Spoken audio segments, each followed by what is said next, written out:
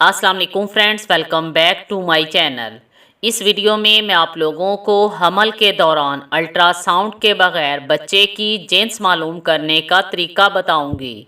जब भी एक औरत प्रेग्नेंट होती है तो उसके जहन में सिर्फ एक ही सवाल गर्दिश करता रहता है कि उसके पेट में बेटी है या बेटा। बेशक बच्चे की जिन्स मालूम करने का सबसे एक्यूरेट तरीका अल्ट्रासाउंड ही है और अल्ट्रासाउंड के ज़रिए जिन्स मालूम करने का एक्यूरेसी रेट 99% है। इसमें भी 1% गलती का इम्कान हो सकता है, लेकिन ये बात भी सच है कि पहले ज़माने में जब अल्ट्रासाउंड की सहूलत मौजूद नहीं थी तो उस वक्त माएँ इन्हीं अलामात से बच्चे की जिन्स का अंदाज़ा लगाया करती थीं। अल्ट्रासाउंड के बगैर अलामात के ज़रिए बच्चे की जिन्स मालूम करने में बाज़ औक़ात गलती हो सकती है और अलामात के ज़रिए जिन्स मालूम करने का एक्यूरेसी रेट 70% होता है।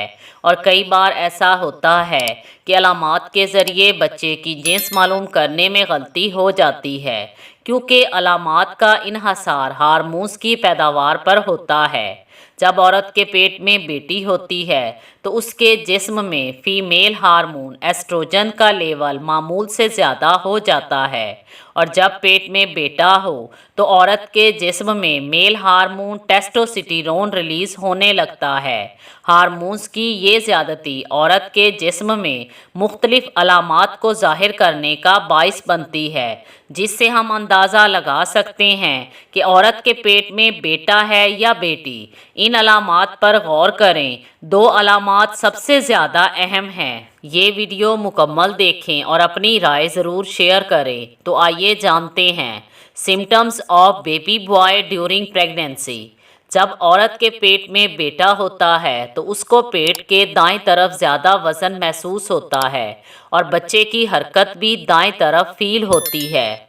जिस औरत के पेट में बेटा होता है उसका दूध बहुत गाढ़ा होता है। अगर दूध का एक कतरा शीशे पर डाल दिया जाए तो वो एक ही जगह पर जम जाएगा। इसके बरक्स अगर हामला औरत के पेट में बेटी होगी तो दूध शीशे पर फैल जाएगा। अगर हामला औरत के पेट में बेटा होगा तो वो सीधे हाथ का ज़्यादा इस्तेमाल करेगी और चलते वक्त पहले दायां पाँव उठाएगी। अगर औरत के पेट में बेटा होगा तो उसकी टांगों और चेहरे के बालों की ग्रोथ तेज़ हो जाती है, क्योंकि औरत के जिस्म में मेल हार्मोन टेस्टोस्टेरोन रिलीज़ होने लगता है, जो बालों की ग्रोथ को बढ़ा देता है।